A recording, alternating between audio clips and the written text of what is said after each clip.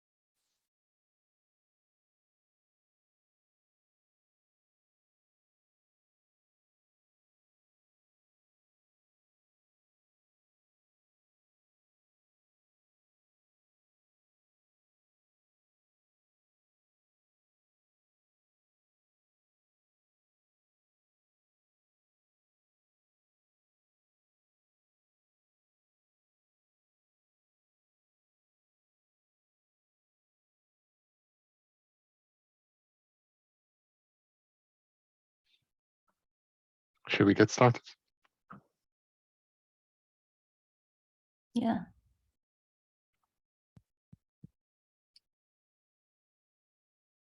Sharon, you want to start?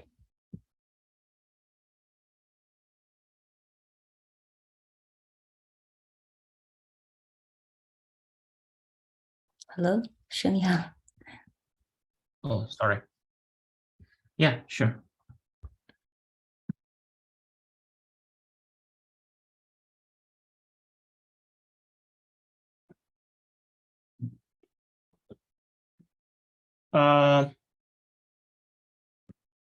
Like, do you want me to share the slide or? Yeah, it's pretty easier if you share. You can move it yourself. Let me find out. Sorry, can someone just draw me a link quickly? Oh.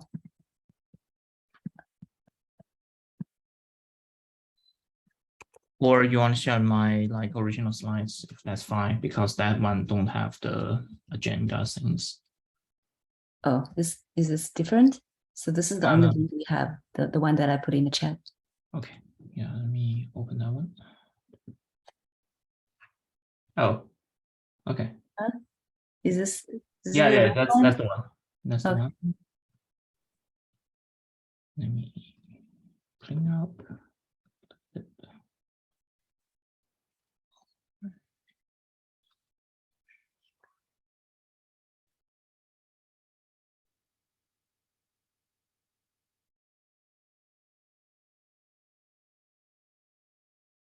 Okay, it turns out it's asking me for permission. Give me one. Oh, I just got a new laptop, so. Okay. Yeah. This is not a Zoom issue, right? It's just a, let's see. No, okay. not Zoom issue. No, just give me a second. Let me create and rejoin.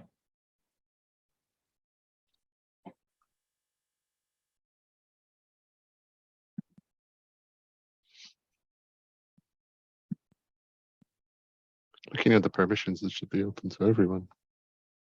Okay.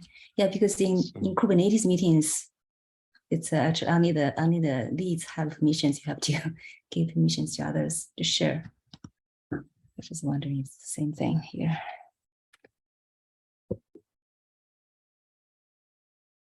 All right, let me try again.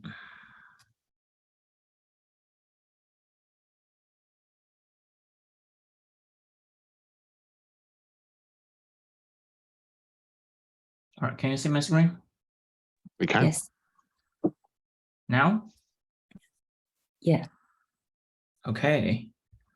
Well, so today as I'm not sure it's the only item or the first item on the agenda, I'm going to give an update on the Longhorn project. And so on the Longhorn side, we're going to take a look at basically get re-familiar with what Longhorn is, what does it do, and then we got some update on the community side of things and what is coming on the roadmap, and finally the Q&A.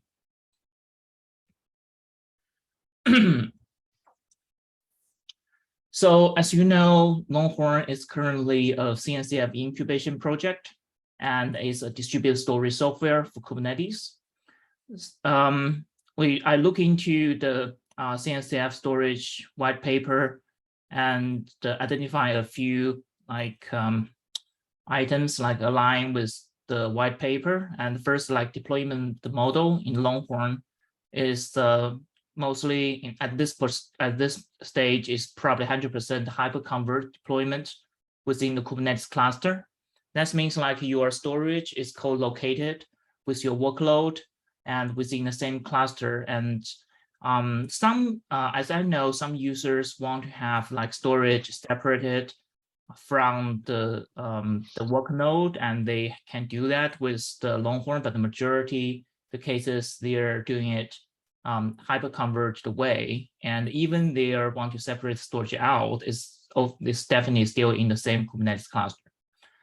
So hyperconverged is the way to deploy Longhorn at this moment. And the main job and most important job of Longhorn is we're maintaining the high availability across cluster. So no matter where you want your storage inside cluster on which node, and Longhorn can supply to that.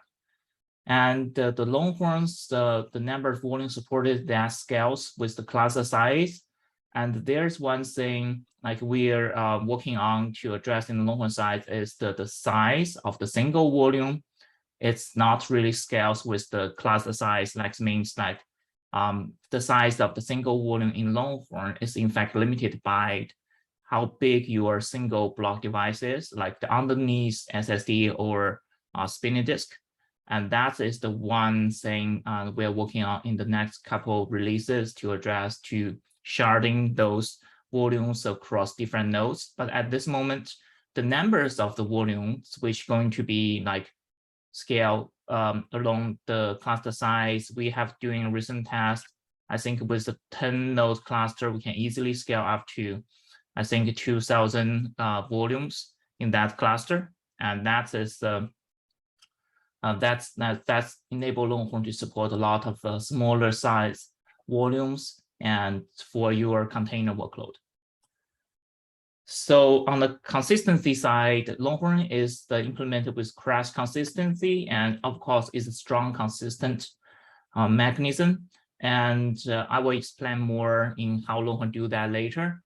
But as the block layer device, as the block layer storage provider, that's basically our only choice to get thing right. So it's different from key value store, which you can do eventual consistency stuff, but on the Longhorn side, it's always strong consistent, and we guarantee the crash consistency across the board. So in Longhorn, we have multiple data protection layer. And the first one is, of course, the replication. Every data you write into the Longhorn volume will be replicated to multiple nodes and of course multiple disks. And the default replication factor is 3, and you can change that to from 1 to 10. That is allowed. And sometimes when people doing the replication, they set to 1 because they want to have the application level may already have a replication mechanism by itself. So some users indeed asking for the storage layer to reduce the replication and rely on the application layer for the replication data protection.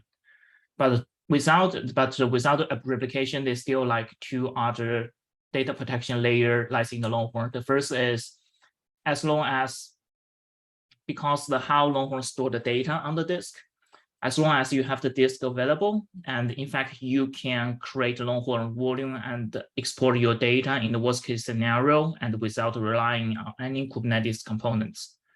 So that's one, like just basically save your data on the disk, and you can feel very comfortable that as long as your disk is not corrupted, or of course, there sometimes can be multiple replicas, but as long as your disk is not corrupted, your disk is not bad, you always can get your data back, even with a very huge major screw up. Like, for example, you screw up your SCD cluster, like SCD setup, and sometimes on that part, corrupted is going to result in no functional Kubernetes cluster, but you can you can be assured that even in that case, you have a way to recover your data. And the third one is somehow unique to Longhorn is that we have a built-in incremental backup to NFS server and S3, and we call the backup target. Once you set a backup target, and the volumes can be incrementally backed up to those remote locations, which is normally and suggested outside the cluster. So it will be easy for you to either recover it back to the same cluster, or even recover it to a different cluster. Like, for example, in the DR scenario, and you have main set down, and we in fact offer another function called the disaster recovery volume, which is doing the incremental restore to keep up with the main set, which is essentially asynchronized replication instead of a default synchronized replication within the cluster. And that way that's going to help you to reduce your downtime and reduce your and improve your RTO and RPO during the recovery process. Hey, can I ask you a question? Yeah. So do you back up only the volumes, or do you also back up other Kubernetes resources? Yeah, so currently Longhorn only concerns the volume, so it's only the volume data at this moment. Okay, so it's the customer, if they want to protect their application, they want you to do something else to. Yeah, so for the application, you normally want to have, well, at least the model we have now in mind is that you're going to basically follow all GitOps. So all of YAML, the configuration should be checking some repos. And of course, your application data will stay with your storage layer, which will be backed up and restored on the Longhorn side. But the application metadata, like your YAML files, your config map, that stuff, and it's currently not in the concern of Longhorn. Okay, thanks. Yeah, so, and in fact, one thing enables the adoption of the Longhorn is we have very easy one-click deployment on any Kubernetes clusters. And we see like, in fact, a lot of people from using different infrastructure provider, either on-prem or cloud, and they're choosing Longhorn to be their Kubernetes storage engine, like the storage provider. And the reason is no matter what, whatever you want to run your Kubernetes cluster, and the experience will be consistent. And you might ask question, like say, if you have EBS volume backing your Kubernetes cluster, why want you put another storage layer on top of that? And in fact, there's multiple reasons. The first one is for the container workload, it's very common to have more than 20 or 30 volumes on a single node, like providing for your container, providing to your containers like pods, right? So, but the EBS volume is limited to, I think, about 17 drives per node. And that will be a huge limitation there if you just solely rely on the EBS volume. And the second thing is EBS volume, like attach, detach, is in fact, like they're essentially like hot plug hardware devices, hardware drives into the cloud and into your instance, and that takes much longer than like basically just a couple minutes for the Longhorn to create the volume and attach it to a node. And the third thing is, for example, in the case of EKS, their there's a availability problem. EK has control plane. Sorry, give me a moment. Yeah, so EK has control plane, as you know, is span across different available AZs and even in the same region. So it will remain highly available even when your region is down. But as you know, like EBS, in fact, is not designed to be available like across region. Across AZ. So if one region goes down, your EBS volume will tied to that region, will never have a chance to move back. And we are going to lose your access to your data until the AZ recovers. So Longhorn, in fact, has ability to replicate your data across different AZs and make sure that even in the scenario that you have one AZ went down, and that Longhorn will still can able to serve your data from the other AZs and based on other EBS volumes. And also the EBS volume when you assign to the nodes can be relatively large, like a few terabytes or so, and you probably doesn't really want that such a large volumes. You want to supply your pod workload and you want to carve it out, and that's also you can use Longhorn for that. All right. Okay, I think many of you probably already seen this diagram numerous times, like during the last few years. But yeah, just to recap quickly how Longhorn works. In fact, it's very simple. It's probably the most like straightforward design on the like storage. And for example, like when you have one volume and attached to a pod, and the volume was requested, and Longhorn received that request, and Longhorn will create two replicas, and which based on two different nodes, and also create an engine connected to those two replicas. And in the end, the engine will create a device to provide into the pod and supply the volume. So now every single write to this pod, the volume inside the pod will go to every replica, and that is synchronized. That means as long the write will not going to be act as before all the replica receive and correctly write the data to the disk and X am down here. So when you do a read from this volume, that's that data we will have a round robin mechanism to decide which replica you're going to read from.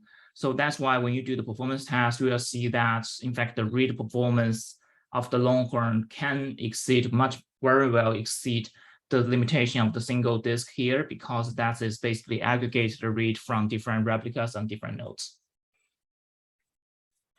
And if you're going to have like more volumes, and we just simply create more engines and replicas, and as I go on and more, like more volumes means more engines and replicas. And this list has two advantages of this design. The first one is you can see here the data path of each volume is not called. There's no single point of failure for those data paths across the volume. So of course, if you lost a replica, you have some impact on that volume. And if you lost engine, well, that volume probably die, but that's not going to have any effect on any other volumes because the data path is totally separated. And the second thing is, as you can also see, the engine was essentially the client and is always co-located with the volume. And that means, like, for example, if you have so one of the biggest problem in the storage design is the engine or the client died, and you might need to have a very highly available controller to make sure that one, like the engine part, which supplies the volume to the data, which keep it in high availability mode. But that is not really a issue on the Longhorn side, because the majority, like the most common reason for the engine to die, except for bug, is like the node ones died, right? If the node ones died, then the engine on the node one will be dead, of course, but also the workload itself will be dead as well. So there's not really a reason for we to have another HA mechanism to keep the engine up and running, because they are always collocated in with the volume, and which really simplifies the design. Of course, if the volume, like the node 1 is died, the pod 1 dead, and the Kubernetes will decide to move this pod to another node, which is in turn triggered the whole like remount mechanism on the Longhorn side, makes Longhorn to move the engine to another node as well. So you're still going to have your workload and access your data there. And all of this engine and the replica, and those are in fact orchestrated by the Kubernetes, and because this is more of like microservice approaches. So we really rely on the Kubernetes to do this, to schedule, to place the engine and the replica accordingly. And that is why like Longhorn is totally 100% built on top of Kubernetes. So the non-Kubernetes part you can see is the engine and the replica. This is in fact called the Longhorn engine. And this is not rely on Kubernetes, can function by itself, but each Longhorn engine and the replica can only serve like one volume. So you will need Kubernetes to help with orchestration and put this engine and replica microservices across the cluster to provide the service to your workload. Okay. So the latest Longhorn release is 1.3.1, and in fact, it's 1.3.1 RC2 right now. So we probably should see the final release by the end of this week. And we support 3 major architectures, and x86, 64, of course. And ARM64 was added about a year and a half ago by a community contributor. And and also as 390X, which is of course IBM like mainframe. So this is in fact added by SUSE internal contributor a couple months before, and both ARM64 and the mainframe Z is on the experimental, but we are aiming to graduate ARM64 support in the 1.4 release. So on the volume side, we have provided sync provisioning, replication, snapshot, expansion, clone features, which are, frankly speaking, pretty standard for the block storage solution. And the back image feature was introduced in Longhorn like 1 year ago to support VM workload. And that means like you can have a back image on the disk, and the Longhorn can create a copy on write the same layer of image on top of that, and to help you to reduce your redundancy for your VM images with your VM workload. And the Longhorn supports a live upgrade, and in fact, from you can basically upgrade from Longhorn 0.8. Okay, so 0.6.3, something around that. I don't take my words for that. But basically like 2-3 years back, and doing the live upgrade without downtime until now. So, and that means like there's no disruption for your workload during your upgrade process. And the re-remaining is currently in the experimental, and how we do it is in fact very straightforward. We have a NFS Ganesha server running in one pod, and to provide your re-remaining capability. And in order to use re-remaining, you just need to specify like your access mode is like re-remaining instead of re-rep once. So that's but why we place this on the experimental is because that solution fail over time is not really that fast.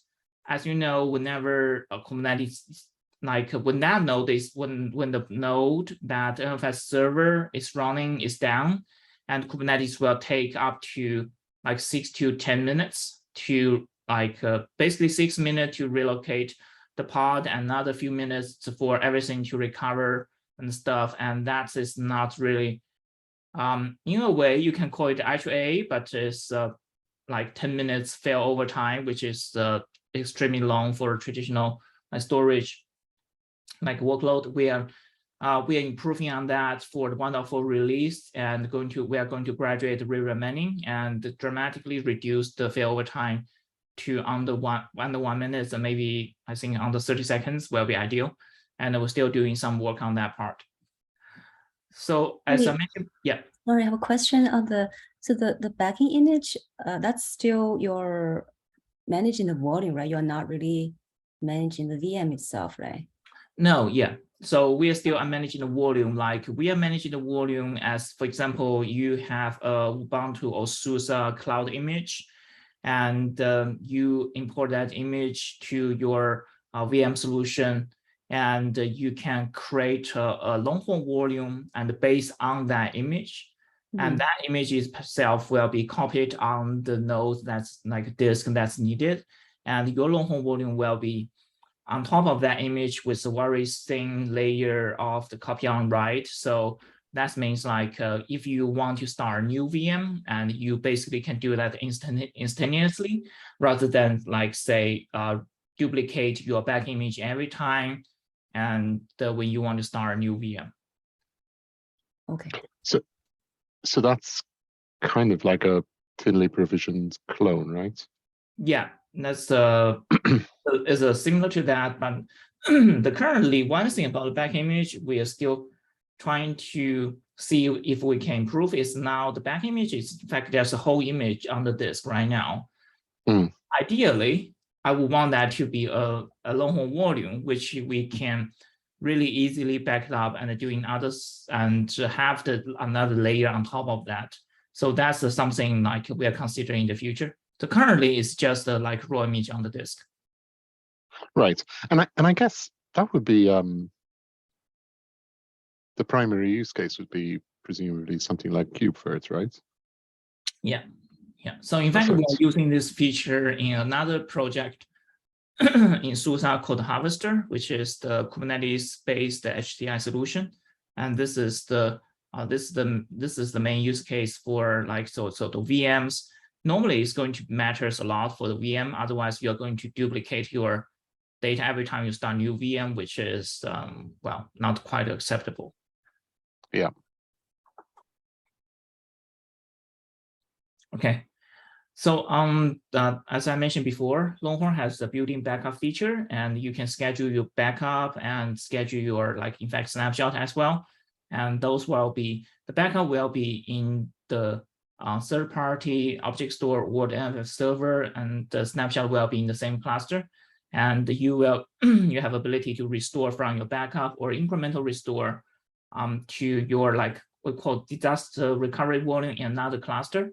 And that's going to help you like reduce your recovery time, which is the next item I listed here: cross-cluster disaster recovery volume with defined RTO and RPO. Okay, so and we also on the scheduling side, we also support the storage tag, and because a lot of customers asking, well, I have spin disk, I have put like SSDs, or I have like a high power node and the low power node, or I have node I want to dedicate to storage and I don't want anything else on that. The storage tag we're able to make it easy for the end user to manage well they want the volume, and they can be, say, for example, high speed volume we are going to allocate on all NVMEs, like PCIe NVMe cards, and you can have another class for the SSD, then can another class for the spinning disk for like cold storage. So as I mentioned before, we also support cross-AZ replication scheduling, which is really useful for when you run a Longhorn on the cloud providers like AWS. So we also support data locality, and we able to have one copy of the replica can co-locate it with your workload, but that is the best effort because, well, sometimes your local node doesn't really have that much storage, like, so then we cannot really do it. And also the data locality, we are trying to, because it's the best effort, and also we are not really prioritize on the, sorry. We're not really prioritized on the performance side of data locality. Currently, data locality, if you enabled, it's only going to have like slightly probably I would say like on par performance, even with your like have a 3 replicas, and that's one. And we are mostly have the data locality for the like for the availability purposes. So that is the one thing we can look more into once we have more optimize our data paths on this part. So Kubernetes support, of course, we support CSI and the CSI snapshotter. And we also added enhanced node failure handling because, as I think all of you know, like if you have node failure on the stateful set, Kubernetes will just simply refuse to move that stateful set pod around. And that's the part like frustrate a lot of users. And that's why we basically set up a little bit to the Kubernetes domain to help with the recover for that kind of scenario. Hey, in which Kubernetes cluster version that you added this enhancement? This one has been there for like on the Longhorn. This, in fact, it's not on the Kubernetes side, it's on the Longhorn side. So the Longhorn has this feature, I think, probably two years back. Yeah. Okay. So I don't know if you're aware that in Kubernetes 1.24, there is a non-graceful node shutdown feature that was added. Okay. Yeah, I probably should know that and take a look. Yeah. Yeah, and also I'd like to see your node failure feature, how you implemented that. Yeah, so yeah, that's for us, we're very straightforward, and we have manager running on every node, so we know what the status of the node is. And if we see that this node is down, and also the pod on this node has passed the grace period, and we see that and this is like a stateful set or something like we know for by Kubernetes, typical Kubernetes we are stuck there. We can have optional for Longhorn to just go there, delete that pod forcefully, and because it's already past grace period, I think it's like we think it's definitely safe and by the definition. And then once we delete that pod, like on the Longhorn side, and Kubernetes will restart that pod on different place, and we are going to Longhorn will be able to follow up and reattach the volume there.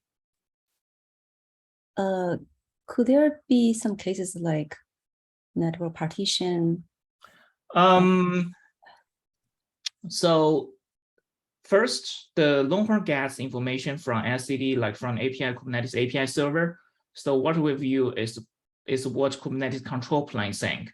So if a Kubernetes control plane like think that node is down, we will treat it as down. And if Kubernetes control plane have a split brain, which I don't think, well, I'm not sure if that's going to happen. We don't have a reliable way to determine whether it is really a node being shut down or if it's like some control plane, just lost network connectivity.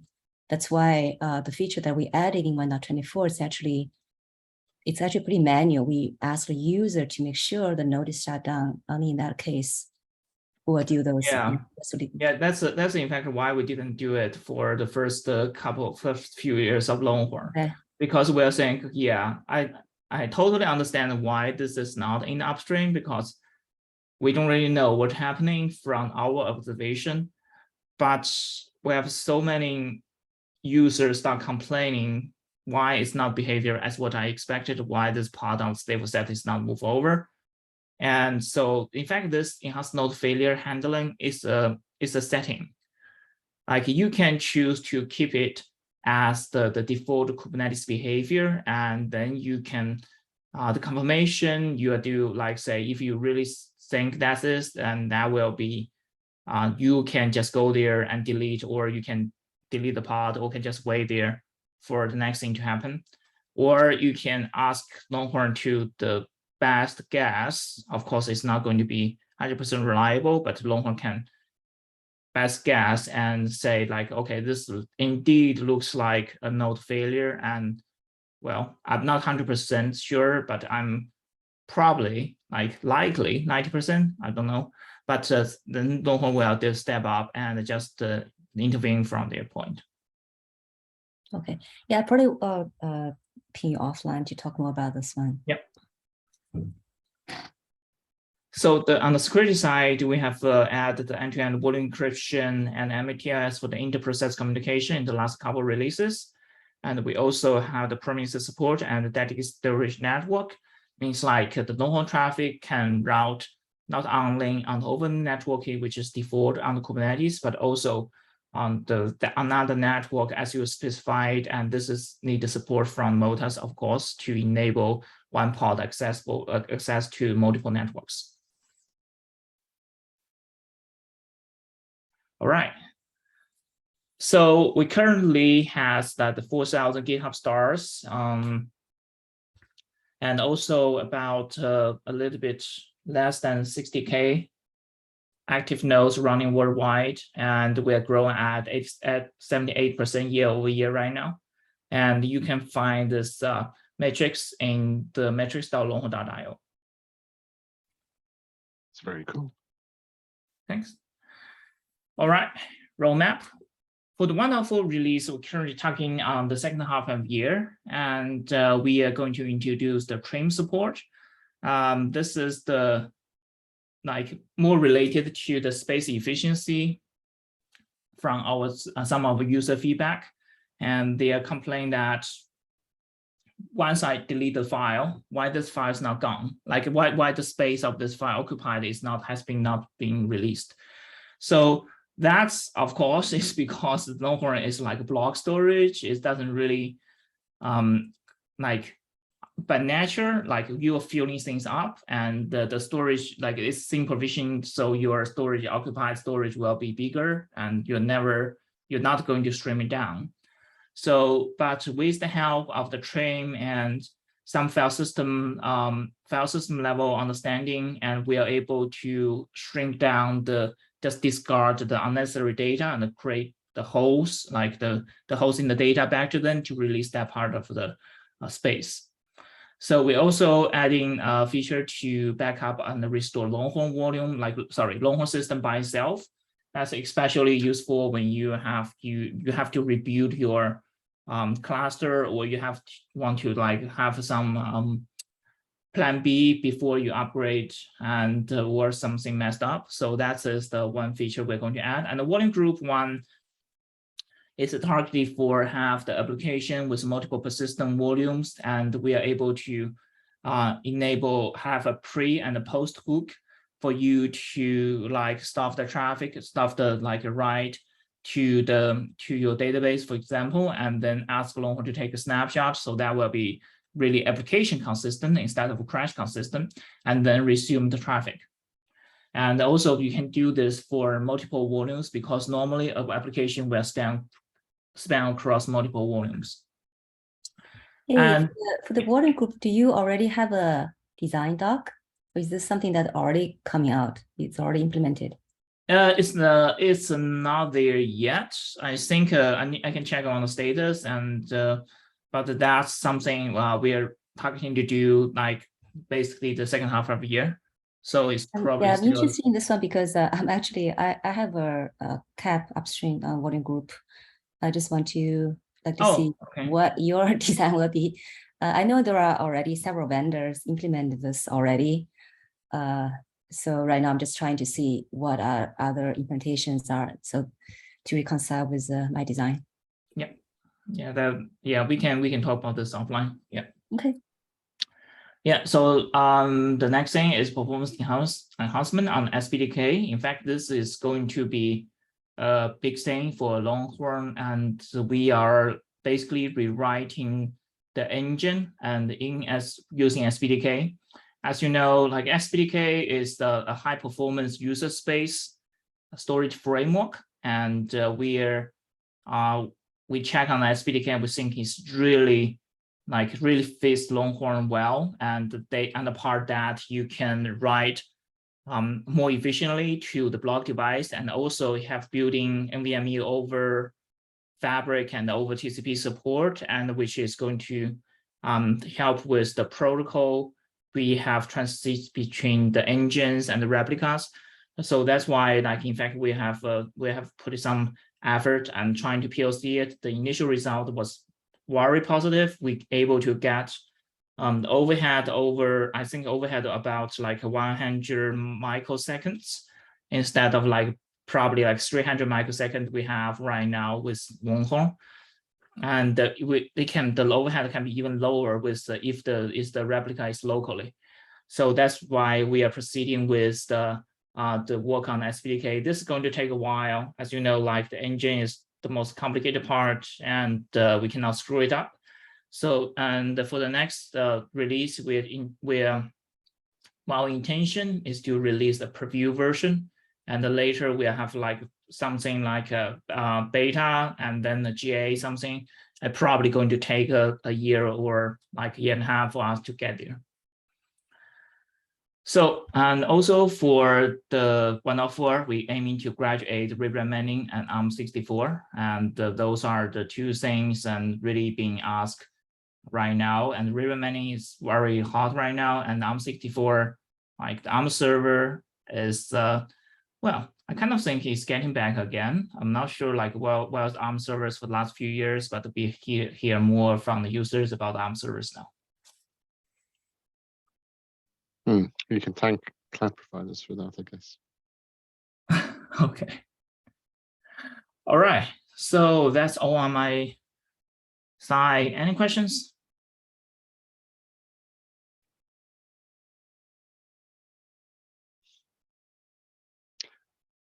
I see the SPDK presentation is going to be going ahead in KubeCon, so I'm looking forward to that as well. It would be great to it would be great if you had some anecdotal feedback at the moment as to sort of how hard or easy it was to integrate that into the engine. Yeah, so at this moment, so basically that is written in C, and already a little bit get people frustrated when they cannot do simple things. But frankly speaking, I'd rather it to be implemented in C rather than C++. And the other thing is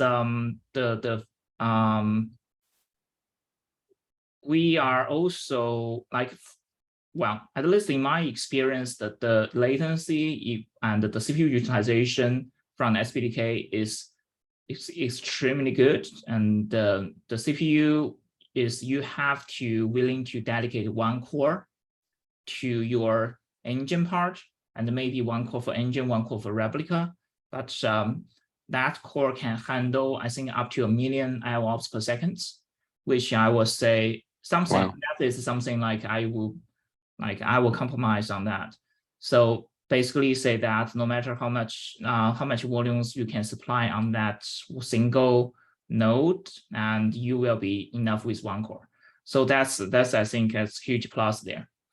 Though SPDK doesn't, there's some problems like we're still looking at, and it's probably a little bit outside SPDK, but we're looking at how we can integrate Longhorn into like not integrate, basically bring the object storage support to Longhorn. So we don't really have a architecture or how we want to do it right now, but I kind of think it might need to be really rethink and to see that how the architecture can fit in. Because a few things on SPDK is SPDK has something called blobfs, and blobfs is essentially a special file system right for RocksDB, which is, well, key value store, and a very famous key value store. And though the stability of the blobfs is, I was saying, is going to be a little bit questionable, and also there's some internal work happening right now on, say, expose the S3 API like as the internal project. I think we call the S3 gateway, and that one have the S3 piece up, like S3 API outside facing piece up, but don't have distribute or HA functionality. So there's a lot of things we're looking on right now to see like what's the best architecture we can bring in the S3 to Longhorn as well. Right. Shen, do you know there's a COSI project that goes to Alpha in 1.25? in Kubernetes. What This is project? a container object storage interface. So it's a bringing object storage into Kubernetes. Basically, it has APIs to allow you to provision buckets.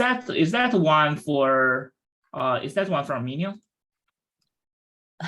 This is Kubernetes. Yeah, Yeah, I mean, like the lead for that project is from Minio. Yeah, but that's Yeah, not a yeah, Minio I project. know that Actually one. started in Red Hat. Actually, that project. Yeah, I know that one. I haven't really looked into that, but I do want to take a look since right now, yeah. So we are trying to bring that to alpha in 1.25. So I think most of the updates are done. We're just trying to cut the release. So. Yeah, I think COSI is more like the spec, right? So that's basically saying that the implementation of the object store need to apply this to you need to right. You need to have drivers, but I think there should already be a few object storage drivers that provision buckets. So there are Kubernetes APIs to provision buckets, and then there's the gRPC interfaces. But COSI is like the CSI equivalent for object stores, right? Correct. Yeah, this is only for the buckets, so it's only for provision buckets, not for the objects. Yeah. Yeah. So depending on your use case, I'm not sure if this is useful for you.